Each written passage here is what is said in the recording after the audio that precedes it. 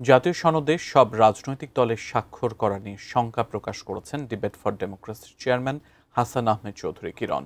দেশের স্বার্থে সব দলকে এতে স্বাক্ষরের উদ্যোগ বাস্তবায়ন করে একটি সুষ্ঠু ও গ্রহণযোগ্য নির্বাচন আয়োজনে সহযোগিতা করা উচিত বলেও মন্তব্য করেন তিনি।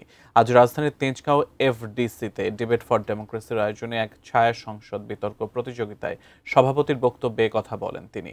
অনুষ্ঠানে এবি পার্টির চেয়ারম্যান মুজিবুর রহমান মঞ্জু সংসদে এক রাজনৈতিক দলের আধিপত্য বিস্তার রোধে পিআর পদ্ধতির নির্বাচন ব্যবস্থার পক্ষে মত দেন। ফ্যাসিবাদ বিরোধী শক্তিকে একত্রিত হয়ে বাংলাদেশের উন্নয়নের জোয়ারকে যেটি আমরা নিবার জন্য অন্তর্বর্তীকালীন সরকার নানাভাবে কাজ করছে, তাকে আমরা একসাথে কাজ করতে হবে।